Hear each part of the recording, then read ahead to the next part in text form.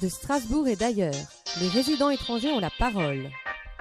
De Strasbourg et d'ailleurs, actualité, culture, société, sur RBS 91.9. Bonjour Strasbourg. Bonjour Strasbourg. Bienvenue sur Strasbourg et de Strasbourg et d'ailleurs, l'émission hebdomadaire du Conseil des résidents étrangers sur RBS 91.9. Alors au micro ce jeudi, oulala, c'est dimanche. Ouais. Dimanche, hein. Ouais. Ce dimanche 22 janvier, Yankou. Bonjour Yankou. Bonjour, donc nous avons Aziz et Mathilde à la technique. Bonjour. Bonjour Mathilde, je rappelle que vous pouvez réagir et réécouter nos émissions via notre page Facebook de Strasbourg et d'ailleurs. Alors on est dimanche, c'est le jour du Seigneur, ça t'aura pas échappé, enfin ça ne vous aura pas échappé. C'est toi qui parles de jeudi. Nous allons donc parler croyances. Tu vois la transition, jour du Seigneur, croyances, je suis au max ou pas là? Oh, c'est magnifique, Super. écoute, je n'ai pas de voix tellement c'est... je sais, ça c'est un truc que je suis super fort dans les transitions.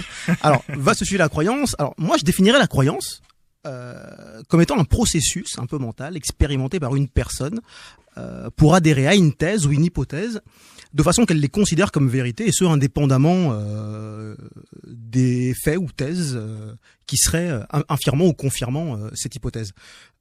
Alors, qu'est-ce que croire? Quelle place pour la croyance dans nos sociétés contemporaines et anciennes? Et puis la croyance est-elle contraire à la raison et au savoir?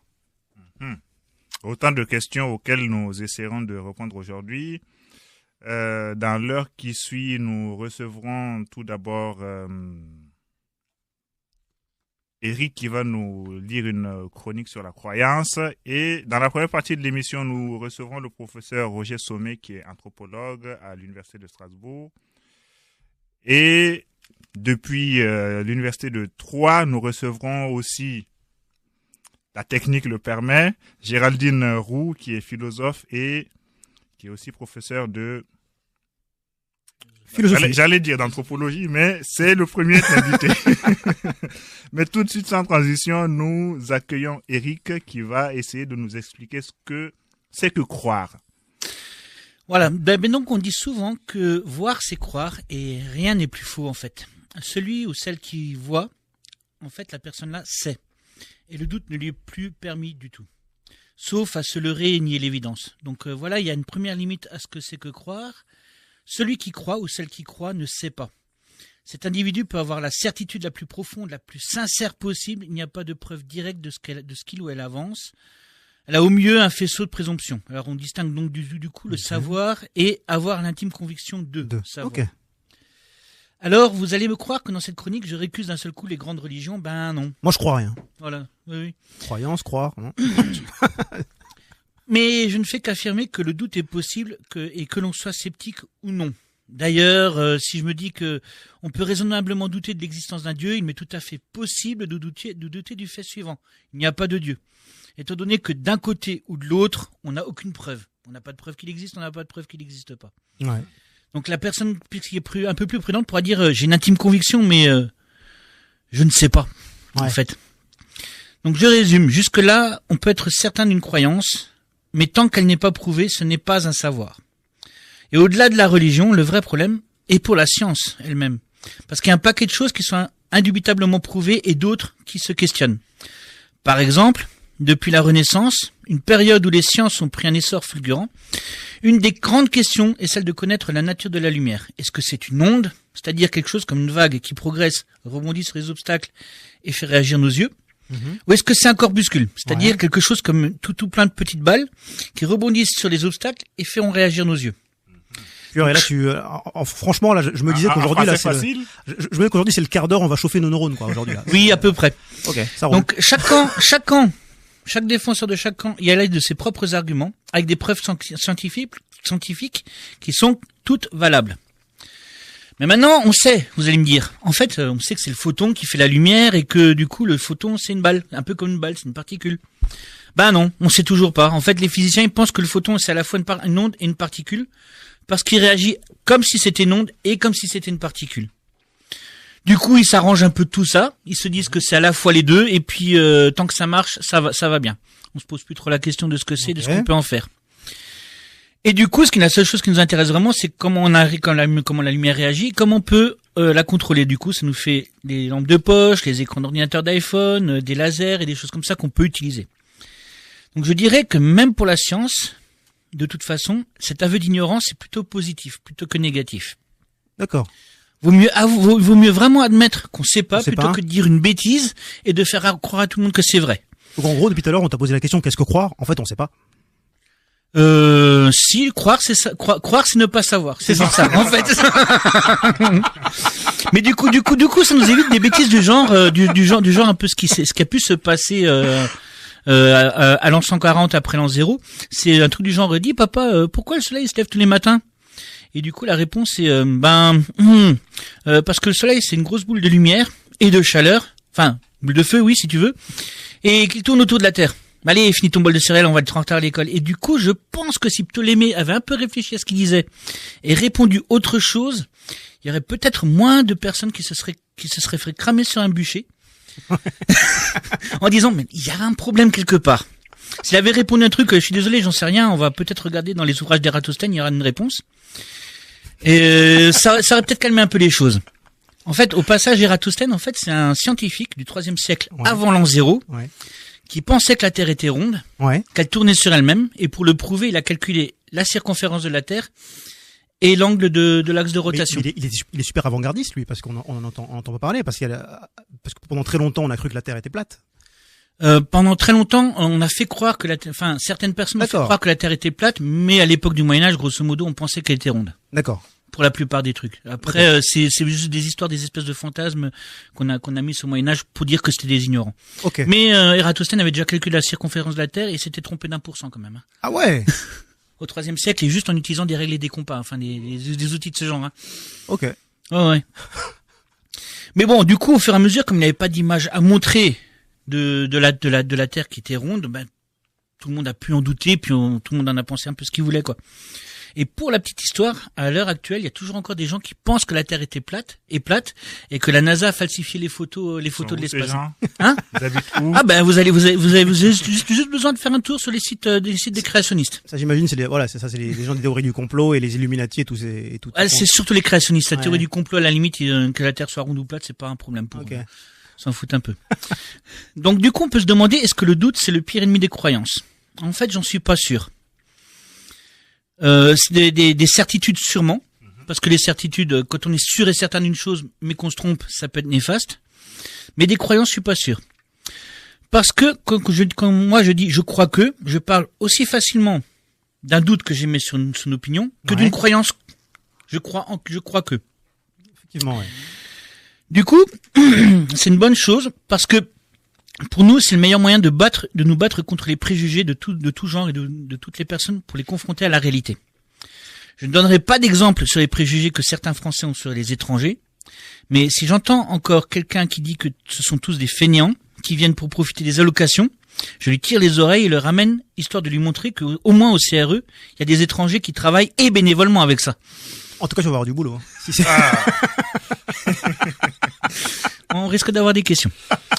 Donc du coup, loin d'être un ennemi, le doute c'est surtout un moyen qui nous permet d'évoluer et de devenir meilleurs, de mieux comprendre le monde, ce qui nous entoure, et de trouver de nouvelles solutions aux problèmes qui se posent. Douter, c'est chercher, c'est utiliser son intelligence et son imagination pour la mettre au service des autres. Et quand je dis ça, j'ai surtout un nom en tête, c'est celui de Malcolm X.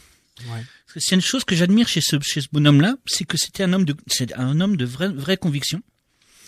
Et qu'il a toujours été ouvert au doute. Il a su l'exploiter pour devenir toujours meilleur dans son combat. Ouais. Et son combat, c'était vraiment le combat contre la suprématie blanche sur les Noirs aux États-Unis. Alors au début, il s'est un peu planté de route. Hein. Ouais. Il a pensé qu'en étant le plus riche, le plus vite possible, il arriverait à impressionner tout le monde. Du coup, il est tombé dans les trafics de drogue, dans les cambriolages et compagnie. Il allait en prison.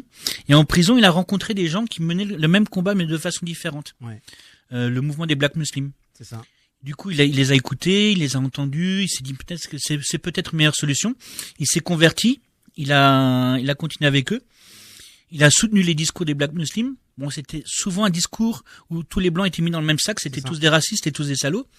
Et au bout d'un moment, il s'est posé des questions justement sur cette haine qui était là, sur le mouvement en lui-même, et sans renier son combat, sans renier sa foi de musulman, il a changé de nouveau d'opinion pour apporter un peu plus de nuance à son propos. C'est ça. Pour se dire que tous les blancs ne sont pas les mêmes et c'est ce qu'on oublie souvent d'ailleurs de Malcolm X, c'est qu'on retient souvent que sa période Black Panthers, on oublie la période post Black Panther où il avait fait un véritable effort et c'est là où il a été qu'on considère qu'il était devenu vraiment un meilleur homme, apaisé dans la paix et dans l'ouverture à l'autre. Et après, si on l'oublie, c'est un peu normal. Il s'est quand même fait abattre à partir du moment où il commence à porter ses discours. Donc ça a pas duré longtemps non plus. C'est vrai. Mais du coup, c'est peut-être dans cette capacité à se mettre en doute, à mettre en doute toutes ses certitudes et sans renier ses convictions, qu'on peut trouver des solutions pour sortir de l'ornière identitaire et nationaliste dans laquelle on est méchamment coincé à l'heure actuelle. Ben, merci à toi, Eric. Merci, une super, Eric. Croire, c'est savoir. On retiendra ça. Et douter, c'est chercher. On verra tout à l'heure ce qu'en pense le professeur Roger Sommet, mais... En fait, croire, c'est ne pas savoir. Croire, c'est ne pas savoir. Il me semblait bien que tu racontais n'importe quoi aussi, un coup.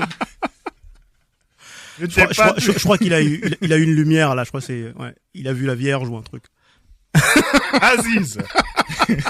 Non, en fait, je pense qu'il est en train de chercher le rapport avec l'économétrie. Oui, c'est vrai, c'est vrai. Excusez-nous, docteur. Mathilde, tu t'y mets aussi. Tout de suite, coupure musicale et on vous revient toujours. Alors, petit hommage à Leonard Cohen. C'est un groupe qui s'est fait connaître sur Internet par ses reprises. Pentatonix, Alléluia. De Strasbourg et d'ailleurs, les résidents étrangers ont la parole. De Strasbourg et d'ailleurs, actualité, culture, société, sur RBS 91.9. De retour sur De Strasbourg et d'ailleurs sur 91.9. Je rappelle que nous avons une page Facebook, vous pouvez la liker. C'est De Strasbourg et d'ailleurs. Alors avec nous en plateau, le professeur Roger Sommet. Bonjour professeur. Bonjour. Bonjour professeur, vous êtes anthropologue. Et vous êtes notamment, vous enseignez notamment l'ethnologie, l'esthétique, la mondialisation, j'ai lu aussi. Et vous êtes responsable de la collection d'ethnographie de l'Université de Strasbourg. Oui. Et je suppose qu'à ce titre, vous manipulez pas mal d'artefacts qui ont trait à la croyance de plusieurs populations. Donc nous sommes ravis de vous avoir sur le plateau aujourd'hui. Oui. Pour répondre à quelques questions, pensez-vous premièrement qu'il y a une manière évidente de définir la croyance? C'est toujours difficile de définir. Ouais. D'ailleurs, Eric, tout à l'heure, en préambule. Une manière évidente de définir la croyance. Ouais. Mais j'ai envie de dire, mais au fond, quand nous parlons très communément, nous disons très souvent, je crois que, je crois que. Alors, quand on dit « je crois que », qu'est-ce qu'il y a là-dedans, en fait? Quand on dit « je crois que », pour moi, je pense que, en réalité, les gens font une confusion entre croire et penser. D'accord. Quand on dit « je crois que », au fond, on devrait dire « je pense que ». Et quelle est la différence? Mais en même temps, quand on dit « je crois que », eh bien, on est dans une dimension où la croyance se pose comme étant quelque chose de plus fort que la pensée. D'accord. C'est-à-dire que quand on dit « je crois que », on est dans une forme de certitude. C'est comme si, au moment où j'ai dit « je crois que », on ne devrait plus douter de ce que je dis. Mais en même temps, ça introduit quelque chose de l'ordre du doute.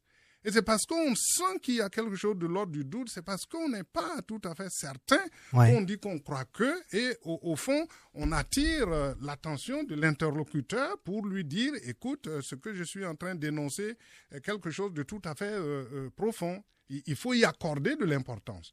Donc, pour moi, la croyance, c'est quelque chose, avant qu'on aille plus loin, quand on dit croyance, c'est quelque chose d'assez fort. Pourquoi? Parce qu'en réalité, on est déjà en prise avec la question de la certitude. On est déjà en prise avec la question du vrai et du faux. Voilà. C'est vrai que tout à l'heure, Eric en préambule disait que croire, c'est aussi ne pas savoir. Je sais pas ce que vous en pensez, vous. C'est compliqué. moi, je dirais pas ne pas savoir. C'est beaucoup plus compliqué que ça. C'est plus compliqué que ça. Parce que dire c'est ne pas savoir, c'est inscrire directement la croyance dans un ordre du savoir, de la science. D'accord. Alors que la croyance n'est pas la science. D'accord. Oui. Mais en même temps, le facteur doute dans la notion de croyance. Oui, mais en même temps, il y a une vérité dans la croyance. On peut pas dire qu'il n'y a pas de vérité dans la croyance. Par exemple, au niveau des religions, niveau des religions, il est question de croyance. Oui. Mais peut-on dire qu'il n'y a pas de vérité religieuse? Oui. Si on dit qu'il n'y a pas de vérité religieuse, ça veut dire que la religion ne raconte que du faux. Oui. Ce qui n'est pas possible. Oui. Eh oui. Parce que dans la croyance, il y a de la conviction. Tout à fait. Tout à fait, oui. Il y a de la conviction. Et dans cette croyance, au fond, j'ai envie de dire tout de suite, dans cette croyance liée avec la religion, on n'a pas besoin de preuves, on n'a pas besoin de démonstration. Oui. La vérité religieuse n'a pas besoin d'être démontrée. Elle est fondée sur quoi? Elle est fondée sur la foi. On a la foi ou on l'a pas. Oui. Autrement dit, on y croit ou on n'y croit pas. Et à partir du moment où on croit, on n'a pas besoin de démontrer. Par exemple, l'existence de Dieu. Que de philosophes ont essayé de démontrer l'existence de Dieu? Mais à ma connaissance, aucun philosophe ne peut prétendre qu'il a démontré l'existence de Dieu. Je pense qu'il y a une collègue philosophe qui va intervenir. Ouais. Mais personnellement, aucun philosophe ne peut démontrer l'existence de Dieu. On a l'exemple de Descartes. Ouais. Avec la preuve de l'existence de Dieu, où finalement c'est moi en tant que sujet qui vais fonder l'existence de Dieu. Mais j'appelle ça une fausse preuve. C'est pas une preuve de l'existence de Dieu. Quand j'avais dit qu'on allait chauffer nos neurones aujourd'hui, c'est bien le cas. Moi, j'ai envie de parler un peu de la place de la croyance, parce que tout à l'heure vous disiez qu'on dit souvent, moi je crois que. Quelle place trouvez-vous que la croyance a aujourd'hui dans nos sociétés, dans les sociétés contemporaines? Mais la croyance a une place importante. Moi, j'ai envie de dire, justement, à une époque où on pense que la société est totalement minée par la science, à une époque où on pense qu'il faut absolument tout démontrer, que le vrai est fondé sur la preuve, que le vrai est fondé sur le tangible, ce qui se donne à voir, ce qui se donne à entendre directement. Eh bien, à partir de ce moment-là, je pense que la croyance prend de la place qui est importante. Pourquoi? Parce que à un moment donné, il faut pouvoir, se satisfaire de ce qui est, sans pour autant avoir de démontrer. Très bien. Sans pour autant avoir besoin de démontrer. Et je crois que ça, c'est important. On est trop dans la vérité, d'une certaine façon. Et oui. Donc pour moi, la croyance a une importance dans nos sociétés. Et c'est justement parce que la croyance a une importance dans nos sociétés que si vous remarquez, il y a de plus en plus de quêtes de spiritualité. C'est vrai. Et pourtant, on a nos grandes religions. Ouais. La religion judéo-chrétienne est là, n'est-ce pas, depuis des siècles. Ouais. Mais pourquoi on n'y croit plus vraiment? Pourquoi on a besoin d'aller vers d'autres spiritualités? Eh bien, parce que nos sociétés ont détruit justement la vérité de cette religion judéo-chrétienne. Et pas seulement. Nos sociétés ont tendance à détruire aussi les vérités fondées par les autres religions, par exemple l'islam. Nos sociétés ont détruit la vérité des autres religions, par exemple l'animisme. Ouais. Eh bien, tout ce qui est religieux, au fond, aujourd'hui, eh bien, la science nous dit, ce n'est pas vrai. Et donc, à un moment donné, quand on a trop de vérité, on se retourne vers d'autres formes de vérité. Et puisque nous avons détruit le fondement de notre vérité, c'est-à-dire la pensée judéo-chrétienne, on se tourne vers autre chose. Et donc, c'est ça qui montre que la croyance a une place importante dans la société. On ne peut pas ne pas croire. Pourquoi aussi, justement? Parce qu'à un moment donné, on est limité. La science ne peut pas tout expliquer. Et je viens de le dire. Effectivement. La science ne pourra jamais expliquer que Dieu existe. À mon avis. Ça, c'est voilà. Vous voyez? Ça, par exemple. Ça, par exemple, c'est ma conviction. C'est ma conviction. J'ai la conviction que la science ne pourra pas expliquer que Dieu n'existe ou Dieu n'existe pas. Voyez? Et donc, à partir de ce moment-là, à un moment donné, eh bien, on a besoin d'autres formes de vérité. Et je pense que cette croyance-là ne peut pas disparaître. Et je vais en venir deux exemples quand même. Oui, vous écoute. Regardez, quand il y a des naissances, même les gens qui ne vont pas à l'église, ils vont aller baptiser leur enfant. C'est vrai. Il y a des gens qui vont plus à l'église, mais ils vont aller baptiser leur enfant. C'est vrai. D'accord? Eh bien, si on laisse tomber le baptême, même si j'ai la conviction, et pas seulement la conviction, hein, sur ce champ-là, j'ai vu des gens qui sont allés baptiser leur enfant. Le jour du baptême, on a vu l'église ou le temple qui est rempli, et puis le week-end qui suit, plus personne. Ouais. Comme si ces gens-là n'existaient plus. Et donc, ça veut bien dire que ce sont des gens qui sont venus juste baptiser leur enfant. Mais pourquoi? Eh bien, parce qu'ils croient à quelque chose malgré tout. Bien. Mais laissons tomber la naissance. Mais prenons le décès. Ouais, c'est vrai. Quand il y a un décès, C'est vrai. même les gens qui ne croient plus, qui ne vont plus à l'église ou au temple. Mais quand il y a un décès, C'est vrai. on va à l'église. Mm. Mais souvenez-vous, On va se recueillir, c'est vrai. les funérailles de François Mitterrand. C'est vrai. On a fait des funérailles nationales. Ouais, c'est vrai. Dans un pays où on dit laïcité, Laïcité, c'est vrai. séparation de l'église et de l'État. C'est vrai. Mais on a fait une messe à Notre-Dame de Paris, Ouais. avec des invités qui sont venus à travers le monde.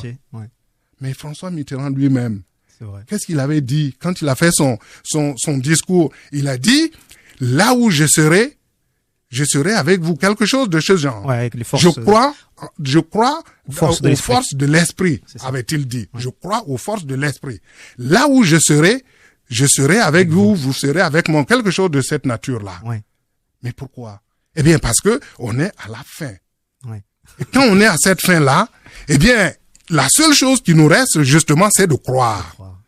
Et donc, on ne peut pas, enfin, moi, je pense que la croyance est quelque chose de fondamental qui reste ancré, même si on ne croit plus, même s'il y a des gens qui ne croient plus. Voilà ce que je pense. Bon. Intéressant. Les neurones, ça chauffe. Et donc, effectivement, la croyance, vous la présentez quand même comme quelque chose de fondamental dans la société. Mais toutes ces religions que vous avez citées, que ce soit le judaïsme, l'islam et ces religions sont aujourd'hui perçues quelque part comme des facteurs de division. Quel est votre avis là-dessus? Vous pensez que la religion crée plutôt du lien ou divise davantage les sociétés? Non, ce sont les hommes qui se divisent. D'accord. Ce ne sont pas les religions qui divisent la société. Ce sont les hommes qui font des religions. Oui, ce sont les hommes qui font des religions, mais je pense que ce sont les hommes qui se divisent. Pourquoi? Parce que le fondement d'une religion, c'est quoi? C'est de se retrouver. Oui, c'est vrai. Le rituel religieux rassemble des gens. Oui. Donc le rituel religieux crée un lien avec les gens ou instaure du lien entre les personnes. Tout à fait. D'accord? Bien. À partir de ce moment-là, la religion rassemble. Et la prétention de toute religion, c'est la quête du bien. C'est la quête du bien de toutes les religions. Pour moi, toutes les religions cherchent du bien. Maintenant, puisque les hommes font les religions, à un moment donné, il y a des hommes qui pensent différemment et qui affichent d'autres modes de pensée à l'intérieur de la même religion. Si on prend le christianisme, dans le christianisme, il y a plusieurs composantes. Ouais. Parce que des gens, à un moment donné, ont pensé autrement et ont décidé, eh bien, de prendre d'autres orientations. Ouais. Et là, ça crée une scission. Alors, est-ce que c'est la religion qui crée? Non. Ce sont les hommes qui créent l'opposition. Totalement. Parce que aujourd'hui, nous avons des protestants, et si vous prenez les protestants, à l'intérieur des protestants, vous avez d'autres composantes à l'intérieur des protestants. C'est vrai. On a les orthodoxes, on a les catholiques, mais tous, c'est quoi? Ce sont des chrétiens, normalement. Voyez? Et donc, l'origine du christianisme, ce n'est pas de diviser les gens. En revanche, les différentes personnalités qui ont eu des positions différentes à un moment donné, eh bien, ce sont ces personnalités-là qui ont introduit de la division et qui a fait que, aujourd'hui, on va dire, il y a des religions qui s'opposent. Moi, je pense que non. On parle même de guerre de religion. Ben oui, on parle de guerre de religion. On va même au-delà de ça, on parle de guerre de civilisation fondée sur les religions. Voyez? Eh bien, ces guerres-là, ce sont les gens qui les font. Hein? Même, je connais mal l'islam. Mais moi, je ne pense pas que l'islam et les autres religions doivent s'opposer. Pour moi, non. C'est une autre forme de pensée.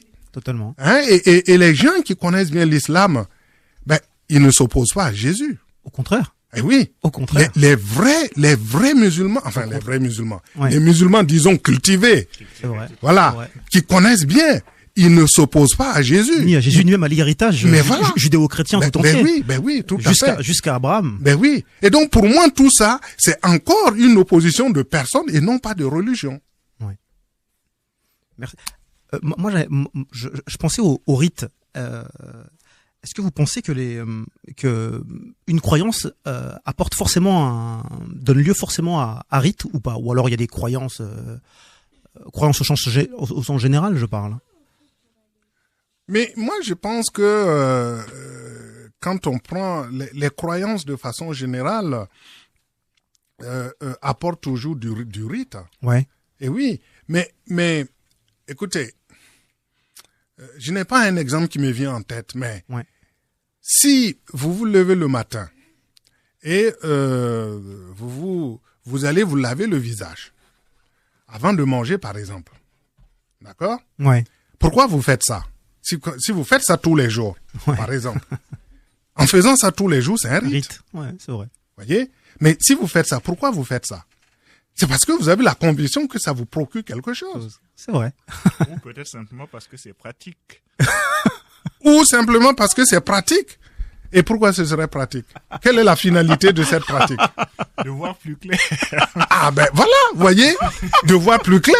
Eh ben voyez, vous avez quand même une finalité. Absolument. Vous avez une finalité. Vous allez me dire cette finalité n'est peut-être pas fondée sur une croyance. Mais imaginons que cette finalité soit fondée sur une croyance. Ouais. Ben c'est un rite que vous accomplissez. Donc voilà. Mais allons-y plus loin. Eh bien, quand on a une croyance, eh bien, on accomplit toujours des rites parce que ce rite nous permet d'être inscrits dans un processus. Ouais. On est inscrit dans un processus avec ce rite-là, et ce rite nous conduit d'un point à l'autre et organise aussi notre action. Notre vie. Ouais. Et donc notre vie. Si vous voulez, le rite va structurer notre action et notre être. Et donc à partir de ce moment-là, la croyance, elle ne peut pas ne pas avoir de rite. Effectivement. Parce que ce rite contribue à la structuration non seulement de notre action, mais encore de notre être. Absolument. Et donc, quelle serait cette croyance-là qui n'aurait pas de rite? Le rite est fondateur. Et ce rite, il est à la fois fondateur, mais il tourne quelquefois autour d'objets symboliques. Est-ce que vous voulez nous en dire quelques mots? Je pense notamment à la collection d'artefacts sur laquelle vous veillez avec autant d'énergie. Alors, là, on rentre dans des choses. Alors, bien sûr que le rite, il peut avoir des objets symboliques. Hein, et dans cette mesure-là, quand on a des objets symboliques, ces objets-là sont là pour nous permettre de faire justement un lien entre ce que nous sommes, nous autres êtres humains, et des entités qui ne sont pas forcément des entités humaines. Oui. On va dire des entités divines. Hein? Et l'objet symbole est là parfois pour nous présenter cette entité que autrement nous ne pourrions pas avoir accès. Oui. Donc nous ne pourrions pas voir. Alors, soyons concrets. Prenons un masque, Oui. quel qu'il soit. Quel que soit un masque, le masque est là pour présenter une entité divine.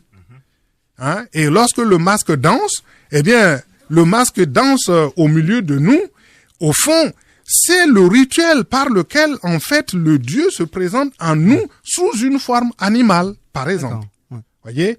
Et ce Dieu qui se présente en nous, il participe avec nous dans ce que j'appelle une fête.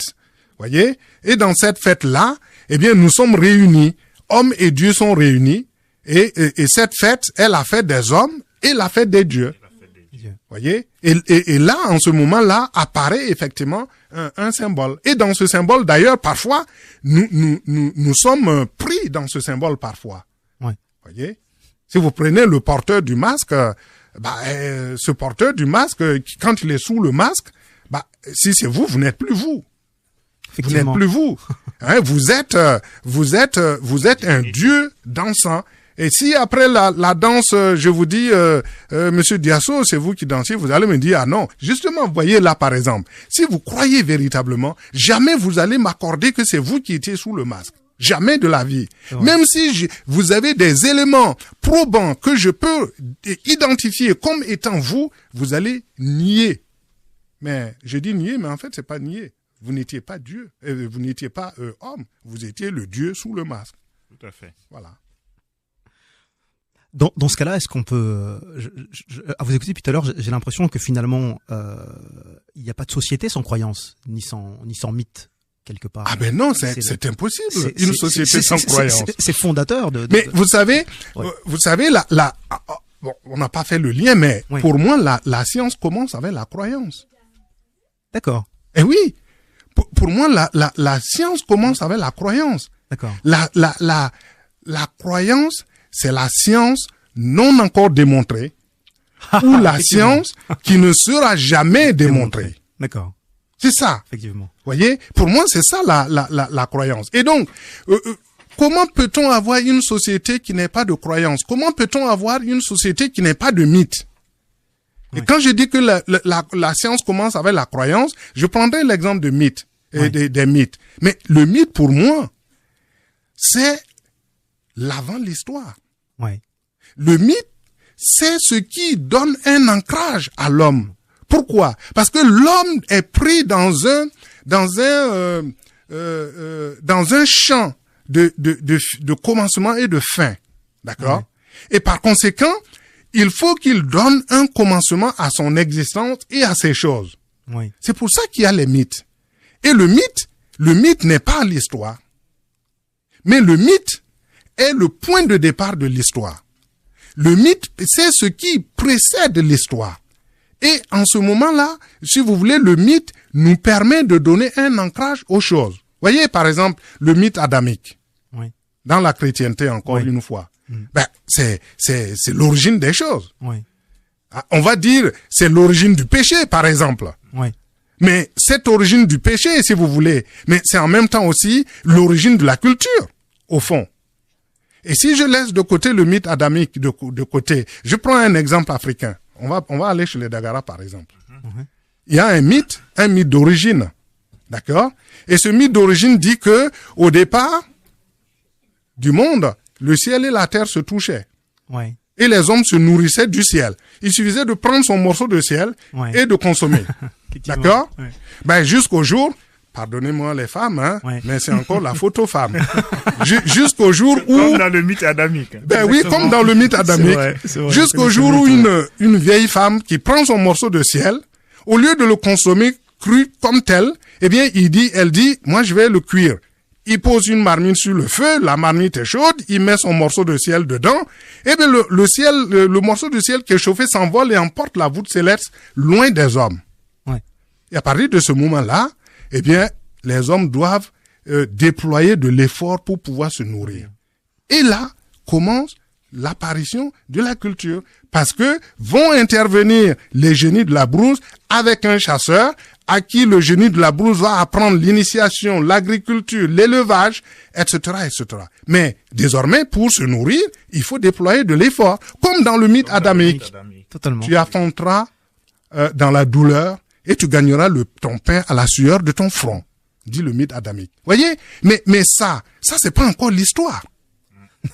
C'est pas encore l'histoire. Comment seulement? Oui, mais c'est le début des choses. C'est l'ancrage. Pourquoi? Parce que nous avons besoin de donner un commencement aux choses. Sinon, ça ne va pas. Et donc, là, par exemple, c'est de la croyance. Qui va aller démontrer que le mythe d'Agara est vrai ou faux? Ouais. Qui va aller démontrer que le mythe adamique est vrai ou faux? On n'a pas besoin de le démontrer. On a besoin de croire, tout simplement. C'est tout. En tout cas, merci à vous. C'était très intéressant, monsieur Sommet.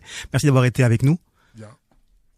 Et tout de suite, juste après une coupure musicale, on va appeler une conversation téléphonique Madame Géraldine Roux, qui est professeure de philosophie à Troyes. Mais avant ça, petite coupure musicale avec le chœur gospel de Soweto, A Happy Day. Merci, professeur. Merci. Dans étrangers ont la parole. De Strasbourg et d'ailleurs. Actualité, culture, société sur RBS 91.9. De retour sur De Strasbourg et d'ailleurs sur RBS 91.9. Avec nous en liaison téléphonique depuis Troyes, le professeur Géraldine Roux, elle est philosophe. Bonjour madame. Bonjour. Bonjour madame, merci d'être présente avec nous aujourd'hui. Alors on va commencer un peu simplement, on parle de croyance depuis tout à l'heure. En tant que philosophe, est-ce qu'il y a une manière de définir la croyance ? Au niveau de la philosophie, la croyance, c'est un des concepts quand même assez majeurs dans l'histoire de la philosophie. Ouais. Peut-être une histoire de grosse distinction en fait, depuis laquelle on réfléchit souvent, c'est-à-dire croire que et croire en. D'accord. C'est-à-dire une croyance au sens de je crois que demain il fera beau, par exemple, quelque chose d'assez basique. Ouais. C'est une croyance au sens d'une opinion que l'on émet, qui pourrait être vérifiable ensuite dans l'expérience. D'accord. Et il y a un autre type de croyance qui est le fait de croire en quelqu'un ou quelque chose, qui est là plutôt de l'ordre de la foi et de l'espoir. D'accord. Et c'est peut-être en fait depuis cette distinction qu'on peut souvent essayer d'aborder la question de la croyance et notamment dans le fait religieux. D'accord.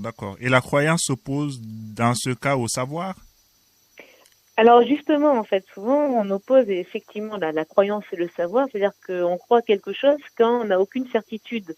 Donc si on a tendance à penser le savoir en termes de certitude, évidemment on va opposer savoir et croyance. Mais souvent il y a une sorte d'entrelace et c'est pas si clair la distinction parce que qu'est-ce que c'est que ce savoir ? Est-ce que le savoir est simplement quelque chose qu'on peut déterminer, qui est de l'ordre de la certitude, ou est-ce qu'il avance en tâtonnement ? Dans ce cas-là, il y a toujours un rapport très étroit avec la croyance, au moins la foi aux hypothèses que l'on va essayer de vérifier, par exemple. Je tenais juste à vous signaler que le professeur Sommet, qui est anthropologue, qui était là avec nous en première partie d'émission, est encore là et pourra intervenir un peu. Voilà, si vous voilà, donc ne soyez pas étonnés. Avec plaisir. Alors, alors est-ce que croire, c'est forcément avoir la foi en quelque chose ? Sinon, il y a une distinction entre la foi et la croyance. La foi, en fait, parce que là, on essaye peut-être de définir un peu rapidement, mais la foi, en fait, est liée effectivement, en fait, au fait de cet élan d'espoir, mais ça peut être aussi lié à des formes de rituels, et notamment des rituels communs, qui vont entourer aussi l'ordre de la foi, en fait. C'est un rapport aussi bien individuel que souvent, en fait, collectif. Donc, la foi, peut-être, on pourrait, comme ça, à première vue, dire que la foi serait un aspect particulier, en fait, de la croyance de manière un peu plus générale. D'accord. Oui, je vois que le professeur Sommet acquiesce à l'autre bout là-bas. Professeur, est-ce que vous voulez bien, alors. compléter ou réagir aux propos de Madame Roux? Non, pour l'instant, non. Mais simplement, je dirais peut-être que peut-être que cette fois-là, elle disait que c'est une forme particulière, si j'ai bien entendu. Moi j'ai envie de dire que c'est certes particulier, mais que cette fois peut être aussi collective. Absolument, j'entends ce que vous voulez dire, et particulier dans le sens aussi de singulier, ce qui me semble assez intéressant quand on étudie alors en tant que professeur de philosophie ou tout simplement en réfléchissant tout simplement à la foi, il me semble que ce qui est particulier, c'est que c'est un rapport singulier à un être ou à des événements ou à des donc c'est plus une question de singularité qui est liée aussi à une intimité. Oui, mais ne regroupe pas uniquement la croyance, me semble-t-il. Oui, mais une singularité au niveau du sujet, en effet. Oui. Mais cette singularité au niveau du sujet va s'exprimer collectivement puisque ces sujets se retrouvent ensemble et que chacun tout en étant singulier et tout en étant dans l'espace collectif, eh bien, va exprimer sa singularité. Mais l'ensemble de ces singularités sont censées converger vers un but qui est le même, voyez? Ah oui, alors c'est ça qui est intéressant aussi, parce que qu'est-ce qu'on va définir comme but? Est-ce que c'est un but commun, un but identique? Parce que là, c'est là où je pense qu'on va se définir aussi le rapport à sa propre foi. Oui. Imaginons en fait qu'il y a un ensemble de croyants, on va définir un ensemble de croyants que cet ensemble, on va les considérer comme par exemple des juifs, des chrétiens, des musulmans. On va dire, il y a un but commun et puis un corpus de textes aussi, parce que la foi ne repose pas uniquement sur une sorte de rapport intime et d'expérience directe, c'est même, au sens même plutôt le contraire. Mais la foi est liée en fait aussi à ce corpus de textes qui va marquer une communauté ou une identité communautaire. Ouais. Mais est-ce qu'en fait on peut les définir uniquement comme un but commun, ou est-ce qu'il peut y avoir des divergences à l'intérieur même et incluant une forme de diversité ou de multiplicité? C'est peut-être là aussi qui peut être une richesse de foi ou non, quoi. Donc la foi est actuellement liée, à mon avis, à la question d'un symbolique. D'accord. Une symbolique commune, et tout dépend si cette symbolique, on va la considérer dans un rapport ouvert ou fermé aux autres symboliques existantes et différentes. Ouais. Oui. Vous êtes d'accord, professeur, ou vous voulez contredire, ou Non, je vais pas contredire, mais je vais compléter. Super. Oui, parce que la question de la divergence, je suis tout à fait d'accord. Effectivement, dans l'expression ou dans les expressions de la foi, il y a des variances, il y a des divergences au niveau des individus. Chacun ne vit pas la foi de la même manière que chacun au niveau de la communauté. Mais ces variétés d'expression de la foi, eh bien, à mon sens, vont toujours vers, ou en tout cas au moins devraient toujours aller vers un but qui est le même et qui est une forme de bien qui est recherché. Alors, quel serait ce but à votre sens? Il doit être le même pour tous. Quel serait ce but? Comment le définiriez-vous? Ce but, pour moi, ce serait le bien-être de la communauté, le bien-être de l'humanité, venir exprimer, par exemple, une solidarité envers tous les hommes, hein, voilà. Et ça, c'est pour moi un but. Mais lorsque on prend des chrétiens, par exemple, chaque chrétien a sa façon personnelle de vivre sa foi. Mais dans cette particularité de vivre sa foi, eh bien, s'il n'y a pas cette quête du bien, ça va plus. Oui, seulement la grande question est de savoir comment on va définir le mot bien. Avoir foi, c'est voir. C'est la question que je me posais. Qu'est-ce que le bien? C'est ça, parce que si on va dire, avoir la foi, c'est s'acheminer vers le bien, moi je trouve que c'est une super définition, mais en même temps, c'est quoi ce bien? Parce que pour certains, le bien, c'est que tout le monde pense comme soi-même. Exactement. Exactement. Donc, là, ça pose peut-être un peu problème par rapport à une foi fermée, vous voyez, c'est quoi ce bien-être, par exemple? En tout cas, en tout cas, bon, on ne va pas essayer de vous départager sur cette question. En tout cas, on vous remercie beaucoup à tous les deux d'avoir été présents avec nous. Là, merci à vous. Merci à vous de nous avoir honoré de votre présence. Je rappelle que vous êtes professeur de philosophie à Troyes, Madame Roux. Merci encore. Je vous en prie. Bon, écoutez, je crois qu'on va leur imposer une émission sur le sujet. Effectivement, avec grand plaisir. On est preneur, avec plaisir. Bien à nous. Mais oui, parce qu'on n'a pas du tout parlé du bien là. Donc je vous sens effectivement frustré par le temps. On prévoirait une plage plus longue. Et vous aurez l'occasion de rediscuter. En tout cas, pour ce qui est de nos auditeurs, vous pouvez continuer ce débat sur la page Facebook de notre émission. De Strasbourg et d'ailleurs, donc c'était bien De Strasbourg et d'ailleurs, votre émission culturelle et de société du dimanche. On vous donne rendez-vous dimanche prochain sur RBS 91.9 de 17h à 18h. Tout de suite, merci. Afrique Hebdo. Les résidents étrangers ont la parole. De Strasbourg et d'ailleurs, actualité, culture, société sur RBS 91.9.